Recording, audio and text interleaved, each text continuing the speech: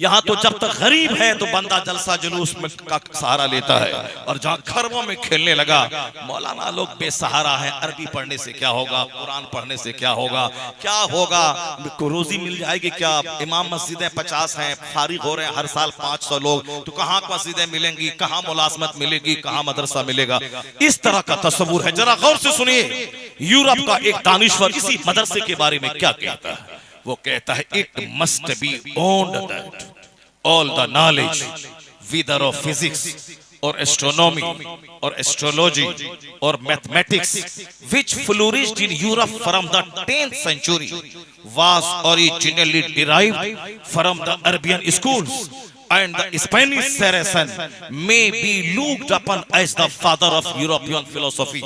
न कोई मौलाना, न कोई मौलवी, न कोई पीर साहब का ये कौल नहीं है। यह है जॉन डेविनपोर्ट, एक बहुत बड़े फिलोसोफर, बहुत बड़े आथर, बहुत बड़े राइटर, बहुत बड़े साइंटिस्ट और बहुत बड़ी पढ़ी लिखी शख्सियत के मालिक हैं डॉक्टर जॉन डेविनपोर्ट।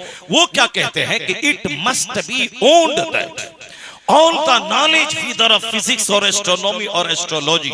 एक क्रिश्चियन, एक हाईली क्वालिफाइड आदमी, ये हिंदुस्तान का अगर कोई कम पढ़ा लिखा मदरसे के खिलाफ बोलता हो, घबराने की कोई जरूरत नहीं है, क्योंकि उसके पास नॉलेज ही उतना है। वो नहीं बोलेगा तो क्या करेगा। साहब दिल्ली का एक पाखंडी इस्लाम के खिलाफ 24 घंटे बोलता रहता है। क्यों? यही बोलने से उसको रोजी मिलती है, यही बोलने से उसको कपड़ा मिलता है, इसी तरह के भाषण देने से ही उसको कार मिलती है। उसके दरवाजे पे महंगी महंगी 10 कारें मौजूद हैं। वो सिर्फ हमको गाली देने की वजह से ये सारी चीजें मिली हैं। वो कैसे छोड़ेगा उसको? कभी नहीं छोड़ेगा। वो कभी नहीं छोड़ेगा, क्योंकि उसकी कारें गाली देने के सदके में ही मिली है। तो अब वो जिसकी वजह से कार मिली है, उस काम में वो एक्सपर्ट है, माहिर है। इस्लाम के पैगंबर ने ये कहा, मदरसा ये है, आतंकवादी का अड्डा है, कुरान शरीफ लड़ाने झगड़ाने वाली किताब है। अब ऐसा बोलता है, उसको लड्डू मिलता है, खाना मिलता है, कार मिलती है, नजराने मिलता है, वो बोल रहा है तो उसको बोल लेते हैं, मगर सच्ची वो बात नहीं है जो वो कह रहा है।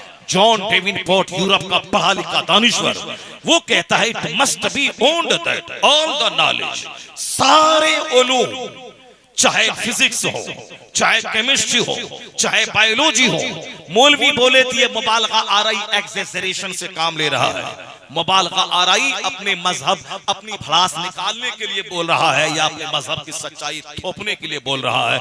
मगर वो यूरोप का पढ़ा लिखा वैज्ञानिक साइंटिस्ट, जो मुसलमान नहीं है, जिसको मौलवीगिरी करने से काम नहीं, जो मुसलमानों से मुखातब होकर बात नहीं करता है, लेकिन वो रियलिटी ढूंढता है, वो सच्चाई तलाश करता है, वो फैक्ट तलाश करता है। वो दुनिया की सच्चाई तलाश करते हुए वो हकायक का पता लगाने के लिए वो इल्म की गहराई में गोता लगाता है। फिर वहां से निकलकर सच्ची बात, अच्छी बात, ऑथेंटिक बात वो दुनिया वालों के सामने रखता है। जैसे अमेरिका का 2 भाई राइट ब्रदर्स, उसको मतलब नहीं है अमेरिका यूरोप से, उन्होंने दिमाग जला जला कर रिसर्च करके हवाई जहाज उन्होंने लॉन्च किया, दुनिया को दिया, इजाद किया। तो हवाई जहाज पे आज क्रिश्चियन कम चल रहे हैं, मुसलमान कई करोड़ की तादाद में हरमैन शरीफैन का सफर उस हवाई जहाज से कर रहे हैं। हज के मौके पर 50 लाख कमोबेश और माह रमजान में 1.5 करोड़ कमोबेश। अगर हज आपने कर लिया है तो रमजान का उम्रा करके देखें, तब पता चलेगा कि हरमैन की बरकतें क्या है। हरमैन की जमीन की में एक बार जो रमजान गुजार ले, पूरे हिंदुस्तान में कहीं भी उसको अच्छा नहीं लगेगा कि पूरी दुनिया में वो बरकतें हैं। 1.5 करोड़ के करीब लोग माह रमजान में उम्रा के लिए आते हैं। कोई 5 रमजान को गया, 10 को लौटा, कोई 10 को गया, 20 को लौटा, कोई 1 को गया, 30 को लौटा, कोई 20 को गया, कोई 30 को लौटा, कोई 10 दिन के लिए, कोई 20 दिन के लिए। इस तरह जायजा है, कई करोड़ लोग सालाना हरमैन तैयबैन की ज़ियारत करते हैं बाई प्लेन। ये बनाया कौन है बाई प्लेन? ये कोई मौलवी साहब नहीं बनाया, ये कोई हिंदुस्तान का कोई मुशरिक नहीं बनाया। ये प्लेन दिया है अमेरिका का 2 भाई राइट ब्रदर्स, उसने दिमाग जला के इजाद करके हवाई जहाज दिया। वो तो मर गया बेचारा 1903 में, और ये है 2024। अब ये जब पहले बनाया था छोटा सा जहाज, अब धीरे धीरे डेवलपमेंट तरक्की उसमें होती रही, और आज 500 लोगों को लेके वो जहाज उड़ता रहता है, फजाओं में प्रवास करता है। तो दिमाग जला के एक बंदे ने उसको दुनिया वालों को दिया, अब फायदा करोड़ों सारी दुनिया के लोग उठा रहे हैं। कुछ लोगों की तमन्ना होती है कि मैं दिमाग जलाऊं और जो चीज मैं दुनिया को दूं करोड़ों को फायदा हो। आदमी वही है जो दूसरों को अपने से लाभ पहुंचाए। आदमी हर तरह के समाज में रहते हैं, कोई दूसरों को गाली देके कष्ट पहुंचाता है, कोई चिढ़ जलन के साथ तकलीफ पहुंचाता है, कोई गीबत और हसद करके जलन पहुंचाता है, कोई हमारी फातिहा में शरीक न होके हमको तकलीफ देके वो अपने कल्ब को ठंडा कर लेता है, कोई हमारे बेटे की मुलाजमत से वो चिढ़ करके अपने दिल को ठंडा करने के लिए गीबत शिकायत और तरह तरह के गलत इल्जामात थोप करके अपना दिल को ठंडा करता है। तकलीफ पहुंचाना अक्सर आदमी का आजकल हॉबी हो गया है, किसी तरह तकलीफ पहुंचाना, नाम बिगाड़ के पहुंचाना या उसके फंक्शन का मजाक उड़ाना। हाँ, बकरा ज़बह कर रहा है, 11वीं कर रहा है, इसका बाप कल वहां मजदूरी कर रहा था, यानी कुछ बोलकर मजाक उड़ाना है, बस अपने दिल को ठंडा पहुंचाना, अपने दिल को ठंडक पहुंचाना। इस तरह की तादाद दुनिया में ऐसे लोगों की बहुत ज्यादा है। वह कि मैं गाली सुन के दुनिया वालों को कुछ दूं, मैं मार खा के दुनिया वालों को कुछ दूं। जिसने पेन इजाद किया, जिसने ट्रैक्टर इजाद किया, जिसने कलम इजाद किया, जिसने साइकिल इजाद किया, जिसने जिसने जिसने ये साफ डॉट पेन इजाद किया, जिसने ये पेपर इजाद किया, आज हम उसको फर्राटे से लिखते हैं, उस पे हजारों करोड़ों लाखों किताबें इस्लामिक बुक्स उसी पेपर में छापते हैं, उसी मशीन से निकालते हैं। मशीन देने वाला कौन है? यूरोप का। मगर आज सबसे ज्यादा कुरान पाक और दूसरी इस्लामी किताबें उसी प्रिंटिंग मशीन से छप रही है। तो देने वाला वो है, वो ये सोच के नहीं दिया था कि मेरे मजहब की तबलीग हो, ये सोच के दिया था कि मेरे से लाखों को, करोड़ों को, अरबों को फायदा पहुंचे।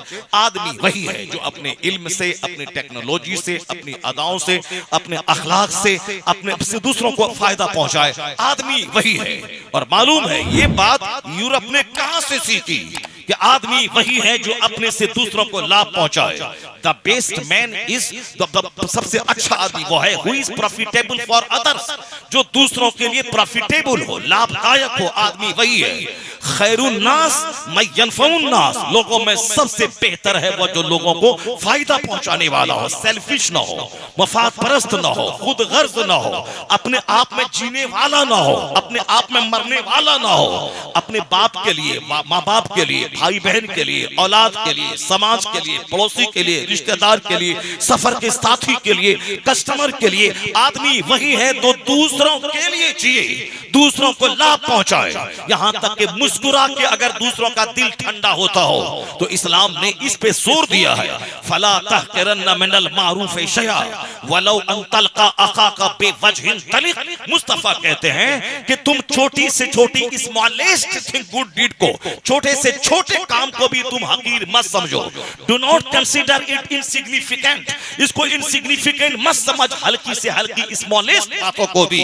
यहां तक कि मुस्तफा कहते हैं even your meeting with your brother in A cheerful face, यानी मुस्कुराहट वाला चेहरा लेकर अपने भाई से मिलना, ये भी तेरी तरफ से सदका है और ये भी नेकी है। तो जहां लोगों ने कहा अपने से लाभ पहुंचाओ, 1400 साल पहले कुर्बान मुस्तफा की जात पे जिसने कहा था अरब के रेगिस्तान में बैठकर, आदमी वही है जो अपने से दूसरों को फायदा पहुंचाए। खैरुन नास मैं यनफउन नास, लोगों में सबसे बेहतर वो है जो दूसरों को लाभ पहुंचाए। तो जो बोली आज यूरोप की है, वह बोली कहां से मुस्तार ली गई है? जहां भी दुनिया में अच्छाइयां हैं, वो सारी अच्छाइयां इस्लाम और पैगंबर इस्लाम की अता की हुई दुनिया में मौजूद है। जहां भी अच्छाइयां हैं, जो भी बातें हैं, वो सारी अच्छी बातें मुस्तफा जान रहमत की दी हुई बातें हैं। आज सारी दुनिया कहती है knowledge is power, knowledge is life. सारी दुनिया कहती है नॉलेज इज बेस्ट कंपेनियन, इल्म तुम्हारा बेहतरीन साथी है, बेहतरीन कंपनी है। नॉलेज पावर है, नॉलेज शक्ति है, नॉलेज लाइट है। सारी दुनिया आज कह रही, कब कह रही? आज कह रही है। मगर एक कौम मुस्लिम, तुम्हारे पैगंबर ने आज से 1400 साल पहले इस इल्म के ताल्लुक से जो कुछ कहा है, वो तो कुरान की पहली आयत जो मुस्तफा पे नाजिल हुई, उसी से read in the name of your Lord who created, अपने रब के नाम से पढ़िए जिसने आपको पैदा किया।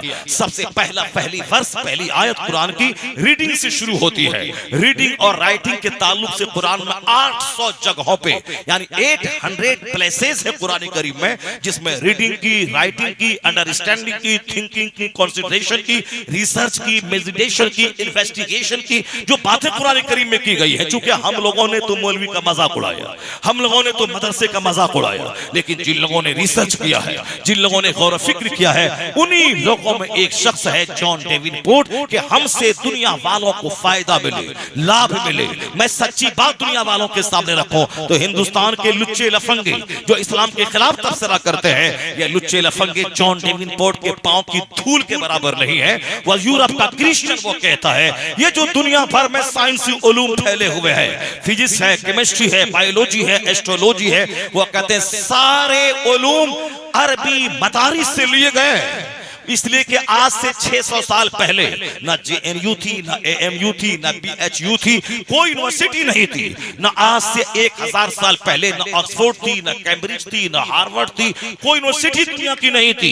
1000 साल पहले एक यूनिवर्सिटी का पता मिलता है, नालंदा की यूनिवर्सिटी का, मगर वो नालंदा यूनिवर्सिटी कोई तहकीकी यूनिवर्सिटी नहीं थी, वो तो जैन धर्म के लोगों के धार्मिक पाठ पढ़ाने की एक यूनिवर्सिटी थी। 1000 साल पहले न कॉलेज था, न यूनिवर्सिटी थी, न कोई ऑब्जर्वेटोरी थी। मगर उस जमाने में स्पेन में जब मुसलमानों का कब्जा हुआ तो वहां के मदरसों में, वहां की मस्जिदों में, वहां के मकतबों में जब रिसर्च की आयतें पढ़ पढ़ के दुनिया वालों को सुनाया जाने लगा और फिर वहां से कुरान पाक की तालीम का जो माहौल पैदा हुआ, यहूद और नसारा मुसलमानों की मजलिसों में आके पढ़ते थे। फिर वहां से एक रिसर्च का माहौल बना, एक तहकीक का माहौल बना।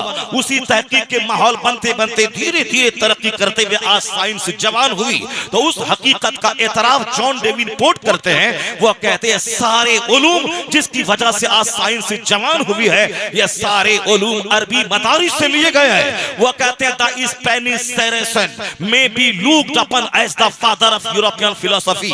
वो कहते हैं कि स्पेन के उलमा जो मदरसों में बच्चों को कुरान सिखा के तहकीक का मजाज देते थे, वह स्पेन के उलमा साइंस की, यूरोप की साइंस के बाप कहे जाने के मुस्तहिक है। साइंस कयामत तक चाहे जितनी भी जवान हो जाए, इसका मार्गदर्शक इस्लाम है, इसकी बुनियाद रखने वाला इस्लाम है, इसका रास्ता दिखाने वाला इस्लाम है। इसलिए वह एहसान मानने वाला बोलता है साइंस चाहे जितनी जवान हो जाए, इसकी तरक्की का सारा सेहरा मदरसों के सर जाता है, मदरसे के उलमा के सर जाता है। नारे तकबीर, नारे रिसालत, इकरा कॉन्फ्रेंस, जश्न दस्तारबंदी, खलीफा ताज शरिया जिंदाबाद। ये तमाम साइंटिफिक उलूम का सारा सेहरा मदरसों के सर जाता है। अब कैसे जाता है, क्या है कुरान शरीफ में, हम आपकी जबान में, आपके अंदाज में समझाने की मैं कोशिश कर रहा हूं। चूंकि एक है कि कुरान में सब कुछ मौजूद है, लेकिन कैसे मौजूद है इस बात पे लोग बात नहीं करते। तो मैं सोचता हूं कि हजारों चैप्टर में से 2-3 बातें आप तक मैं पहुंचा दूं ताकि आप भी समझ जाएं, आपके दिमाग का खलजान भी दूर हो जाए। अगर दिमाग में कुछ तरह की कोई मिसअंडरस्टैंडिंग आ रही है, ये सब कहने सुनने की बातें हैं, ये सब बस जोश दिलाने की बातें हैं, ये सब सिर्फ मदरसे की अहमियत बताने वाली बातें हैं, ऐसा नहीं, बल्कि सच्चाई की जमीन से करीब होकर मैं कुरान शरीफ की 2-3 आयतों को मैं आपके सामने बयान करता हूँ, 2-3 चैप्टर में खोलता हूँ, फिर आप समझ जाएंगे कि कुरान शरीफ ने किस तरह दुनिया वालों को तहकीक का रास्ता दिखाया है। और जो आज बातें दिमाग जला जला करके जिन चीजों को सीखा जाता है, ये बातें किस कदर फसाहत के साथ कुरान करीम में मौजूद हैं। बस सिर्फ 2-4 चैप्टर ताकि आप भी समझ जाएं और आप भी अपने सीने में कुछ इल्म का नूर यहाँ से लेके उठें और इस मदरसे का महत्व आप जाने कि इस मदरसे इसकी तारीख कितनी रोशन है, इसका बेस कितना मजबूत है। और बात है कि हम जैसे कम पढ़े लिखे लोग इस मदरसे से पैदा हो रहे हैं और फिर अपना वजन हम खुद नहीं समझ रहे हैं, तो ये और बात है। मगर मदरसे की तारीख तो है रोशन। मदरसा तो अपनी जगह बहुत पावरफुल चीज है, अगरचे आज वहां से पैदा ना हो। जैसे आज कोई हाई स्कूल है, आप क्या कहते हैं, भाई वो फला DM है, यहीं से पढ़ा लिखा है और यहीं से क्रिकेटर भी बन रहा, यहीं से जोकर भी बन रहा, यहीं से साहब इसको हिंदी अंग्रेजी कुछ नहीं आती है, वो भी इसी स्कूल में पढ़ा है। तो जिसको नहीं आती है तो अपना वक्त बर्बाद किया, इसी स्कूल का पढ़ा हुआ DM बन गया। हमारे घर के बगल 5 किलोमीटर दूर एक विद्या विहार है, विद्या विहार में अभी पिछले साल एक लड़का शुभम नाम का पूरे हिंदुस्तान में IAS में टॉप किया हुआ, वो बिहार का लड़का था। वो हमारे घर से 40 किलोमीटर दूर उसका घर है और जो स्कूल में पढ़ाता था जहाँ से वो मैट्रिक किया है, वो स्कूल हमारे घर से 5 किलोमीटर दूरी पे है, उसमें पढ़ा। आज स्कूल वाला फख्र से कहता है कि मैंने हिंदुस्तान को IAS टॉपर दिया है। बिल्कुल सच में दिया है, चूंकि बहुत 50 साल पहले की बात है, सिर्फ पिछले साल की बात है। पिछले साल शुभम नाम का लड़का बिहार का, वो उन्होंने देहात का लड़का जिसका बाप बैंक में एक छोटा सा क्लर्क था, वो बच्चा आज IAS में टॉप किया। ना किसी मंत्री का बेटा, ना किसी चीफ मिनिस्टर का बेटा, ना बड़े उद्योगपति का बेटा, बिहार के एक छोटे से क्लर्क का बेटा UPSC IAS में टॉप किया। जो हिंदुस्तान का सबसे पॉश क्लास का कंपटीशन है, उससे ज्यादा भारी, उससे ज्यादा टफ, उससे ज्यादा मैजेस्टिक, उससे ज्यादा रॉयल कोई जॉब ही नहीं है। चीफ मिनिस्टर आज जीते हैं, ठीक है, हेमंत सोरेन आज चले गए, चाहे वजह चाहे जो भी रहे, जो भी उस साजिश रची गई हो, कुछ भी हो, हमको बहस नहीं। वो चीफ मिनिस्टर थे और अभी जेल में है, फिर कल जनता उसको जिताएगी, फिर कुर्सी पे आएंगे, उसकी पार्टी के लोग आ गए। आज CM थे, लालू प्रसाद थे, मगर आज नहीं है, फला थे, नहीं है, आज है, कल नहीं है। मगर DM जो डिस्ट्रिक्ट का मालिक होता है, वो जब तक रिटायरमेंट नहीं करे उस वक्त तक वो डिस्ट्रिक्ट मजिस्ट्रेट रहता है। चाहे धनबाद में रहे, चाहे रांची में रहे, चाहे टाटा में रहे, चाहे जहां भी रहे, चाहे पटना रहे, चाहे नवादा रहे, चाहे मुजफ्फरपुर रहे, एक डिस्ट्रिक्ट का मालिक है वो। इसीलिए बोलता है कि हाँ CM साहब, ठीक है, हाँ CM साहब। वो जानता है कि हारा तो सड़क छाप हो जाएगा, और मैं तो IAS डिग्री होल्डर हूं, और मैं तो नॉफ रिटायरमेंट तक 60 साल तक मैं जॉब करता रहूंगा। बहुत हाई क्लास का जॉब है, डिस्ट्रिक्ट का मालिक होता है DM। वो कौन सा एक देहात का लड़का, क्लर्क का बेटा, उस स्कूल का प्रोडक्ट वो बना। अब उसी स्कूल में पढ़ने वाला 2 लाख सालाना देता उसका बाप, मगर वहां से गुंडा बन के निकल गया, वहां से जोकर बन के निकल गया, मगर वो स्कूल से एक अच्छे लोग भी निकल गए। ये मदरसे की तारीख बड़ी रोशन है। इस मदरसे ने दुनिया वालों को इल्म का महत्व बताया, दुनिया वालों को पढ़ने का मजाज दिया है। उतलबुल इल्म, obtain knowledge whether you find it in China. इल्म हासिल करो चाहे कितना दूर जाना पड़े। उतलबुल इल्म मिनल महद इला लह, obtain knowledge from the cradle to the grave. माँ की गोद से लेके कब्र की गोद तक इल्म हासिल करो, ये मदरसे ने दुनिया वालों को बताया है। Knowledge is life, knowledge is power, knowledge is light. जो शिक्षा प्रकाश है, ये मदरसे ने बताया है। शिक्षा ताकत का नाम है, ये मदरसे ने बताया है। तारीख इसकी बड़ी रोशन है। भले ही आज यहाँ के पढ़े लिखे लोग बेसहारा रहे, समझें कि हम किसी लायक नहीं हैं, अगर दुनिया पे नजर रखेंगे तो इसी बेसहारगी में मर जाए।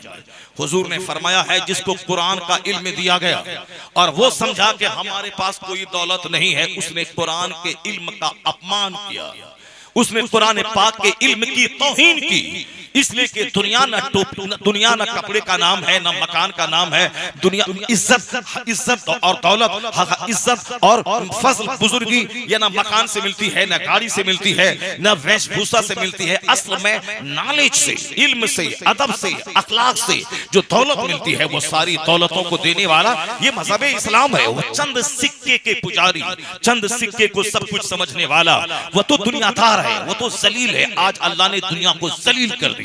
चमार को अल्लाह अरबपति बना के बता दिया, ये दुनिया बहुत बड़ी चीज नहीं है जिसको तुम बहुत बड़ी चीज समझ रहा है। जो बनारस में मुर्दा को नहलाता है, मुर्दा को जलाता है, वो बनारस का डोम आज करोड़ों के मकान में रह रहा है। ऐसा नहीं है कि मकान, जिसके पास मकान है वो इज्जत वाला है, जिसके पास कार है वो इज्जत वाला है। तुमने नहीं देखा, मैं तो बिहार में देखा, वो आज से 25 साल पहले जिसका बाप दादा ये मुर्दार मरे हुए बैल का चमड़ा खींचकर ढोल बजाता था और वह ढोल बेच करके वह साहब रोजी रोटी हासिल करता था, आज उसका बेटा गवर्नमेंट जॉब में है, आज उसके यहाँ शानदार मकान और बिल्डिंग है। और आपने सुना होगा बुखारी शरीफ की पहली हदीस जो हदीस से जिब्रील है, उस हदीस से जिब्रील में जो जनाब जिब्राइल अमीन हुजूर के पास आके कहा था, व्हाट इज इस्लाम, मल इस्लाम, मल ईमान, मल एहसान, ईमान क्या है, इस्लाम क्या है। तो जो इस आदमी की शक्ल में आके दीन सिखाने के लिए वो हुजूर से सवाल भी पूछते थे और वह सद्दिक़हू, उसकी तस्दीक भी वो करते थे। तो उसी में एक सवाल आया था कि क़यामत कब आएगी। तो हुजूर ने कहा था, जो सवाल पूछ रहा है और जिससे सवाल पूछा जा रहा है,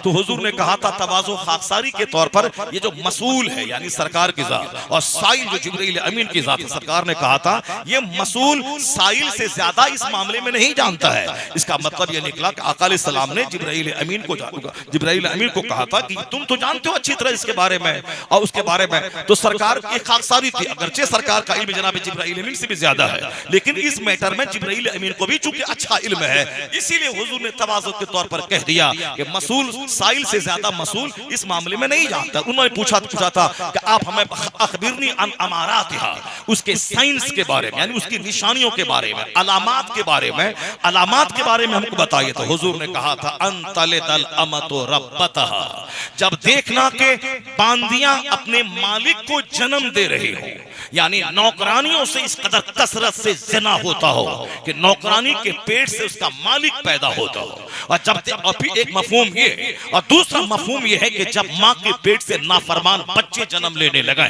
तो समझ जाना कयामत करीब आ गई है।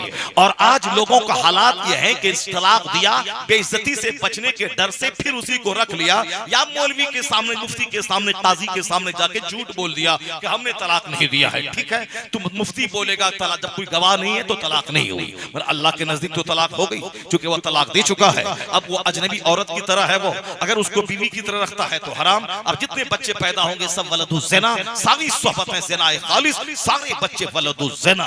और फिर लोग बात करते करते कुफ्र बक जाते हैं, एहसास नहीं होता कुफ्र बका, ईमान गया, निकाह टूटा। और जब निकाह टूटा तो बीवी एक अजनबिया हो गई।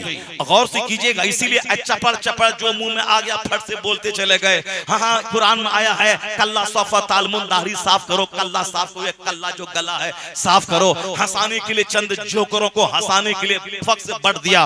वो तो दूसरे काफिर लोग हैं जो कभी अपने भगवान के बारे में, दुनिया के बारे में, किसी के बारे में फालतू सब बातें बोलते रहते हैं। दीन धर्म ही नहीं है तो जो चाहे बोले, मगर मुसलमान पहले सोचता है फिर बोलता है। अल्लाह के बारे में, रसूल के बारे में, कुरान के बारे में, हदीस के बारे में जब जानकारी न हो तो बंदा खामोश रहे। हाँ, राजनीति की बात करे, कारोबार की बात करे, पॉलिटिक्स की बात करे, ट्रांजैक्शन की बात करे, और दूसरी कन्वर्सेशन करे, पर इस्लाम की बात उस वक्त तक ना करे जिसको परफेक्टली कन्फर्मली उसको मालूम ना हो। मगर आजकल हर आदमी डॉक्टर है, हमको शुगर हो गया है, वो सामने वाला अपनी औकात नहीं जानता है कि मैं फटीचर हूँ, मैं कम पढ़ा लिखा आदमी हूँ, मैं तो अपने शहर में रहता हूँ। ये बंदा पूरा हिंदुस्तान घूमता है, हर बड़े शहर से छोटे शहर, साइंटिस्ट, वैज्ञानिक, प्रोफेसर, मंत्री, मिनिस्टर सबसे मुलाकात करता है, डॉक्टरों से मिलता है। नहीं, वो हमको 1000 दवाई गिराने लगता है। हजरत शुगर हो गया है तो ये काम कीजिए, टहला कीजिए, ये पत्ता खाया कीजिए, ये नीम का पत्ता उसको सुखा करके सफू बना के खाइए, तो गुलाब जामुन की गुठली खाइए, तो अमरूद खाइए। यानी ये पूछा भी नहीं है कि हमको शुगर बाद दवाई बताओ, नहीं, बल्कि बगैर दवाई, बगैर पूछे में 1000 बातें बता देता है। इसका मतलब आज सब लोग डॉक्टर हो गए।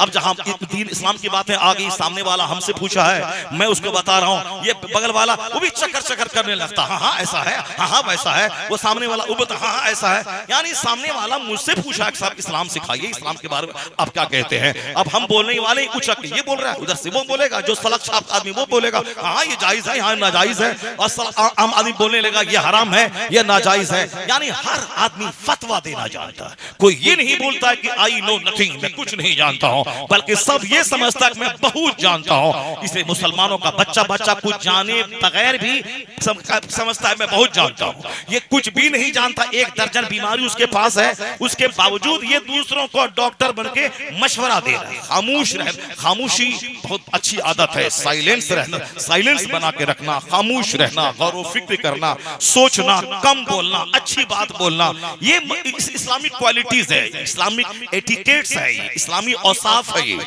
इस्लामिक गुड क्वालिटीज है। अपने अंदर सारी कमजोरी को दूर करना चाहिए, अच्छी आदतों को अपने अंदर लाना चाहिए। आका फरमाते हैं, क्या फरमाते हैं सरकार, फरमाते हैं मन समता नजात, जो खामोश रहा नजात पा गया। हुजूर फरमाते हैं मन काना युमिनु बिल्लाहि वल यौमिल आखिर फलयकुल खैरन औ लियस्मुत, जो मोमिन है अल्लाह और आखिरत के दिन पे ईमान लाता है, या तो अच्छी बात करे या चुप रहे, या अच्छी बात बोले या चुप रहे, अच्छी बात बोले या चुप रहे, या तो अच्छी बात बोले या चुप रहे। ये गुड क्वालिटी है। यहाँ तो साफ झूठ है, नंथन है, हंसाने वाली बातें हैं, न जाने कैसी कैसी बातें लोग करते रहते हैं, बगैर समझे बुझे बात किया, कुफ्र बक दिया, कुफ्र बका, ईमान खत्म, ईमान खत्म, निकाह खत्म, निकाह खत्म, तो अब बीवी हो गई अजनबिया। अब अजनबी से रिश्ता ज़िनाए खालिस। अब उसके जो बच्चे पैदा हो वलदु ज़िना, वलदु ज़िना की पहचान क्या है? मदरसे को बुरा कहना, मस्जिद पे आगे डीजे बजाना, मौलाना को गाली देना, माँ बाप को तमाचा मारना, दाढ़ी वाले का मजाक उड़ाना, अपने बूढ़ों का जबकि हालत ज़ईफी में वो मोहतरम हो जाता है। हदीस में आया है कि बूढ़ों की ताज़ीम खुदाबंदी में दाखिल है। यानी अल्लाह रब्बुल इज्जत को पसंद है कि जिसका दिन इस्लाम में ज्यादा गुजरा है उसकी ताजीम की जाए, अल्लाह को पसंद है। मगर नहीं ये बुढ़ा कह के पुकारना, बूढ़ों को जलील समझना, उसके बुढ़ापे का मजाक उड़ाना, इसका मतलब है कि समाज में नाजायज पत्थरों की तादाद में बेतहाशा इजाफा हो रहा है। जो रास्ते में बैठे तो रास्ते को काट दें, केला का छिलका फेंक दें, मोटरसाइकिल वाला जाएगा, गाड़ी फिसल जाएगी, वो गिरेगा, अब ये वीडियो बनाएगा, बेचारा पानी पानी मांग रहा है कि कतरा मांग रहा है, जीने की भीख मांग रहा है, मगर जीने की भीख मांग रहा है उस वक्त में उसको एक कतरा पानी नहीं देना है, अब वहां वीडियो बनाना है। ऐसा लग रहा है कि नाजायज बच्चों की तादाद में बेतहाशा इजाफा दुनिया में हो रहा है। यह नतीजा है क्या? गलत बोलने का, इस ईमान और कुफ्र में फर्क नहीं समझने का। यही वजह है कि आज जबान पे कुछ से कुछ लाते, सोच समझ के बोले, नाप तोल के बोले। ज्यादा बोलना कमाल नहीं है, अच्छी बात बोलना कमाल है, कम बोलना कमाल है, खामोश रहना कमाल है, गौर व फिक्र करना कमाल है। अल्लाह तबारक व तआला हमको और आपको सबों को कम बोलने और ज्यादा गौर व फिक्र करने की तौफीक अता फरमाए।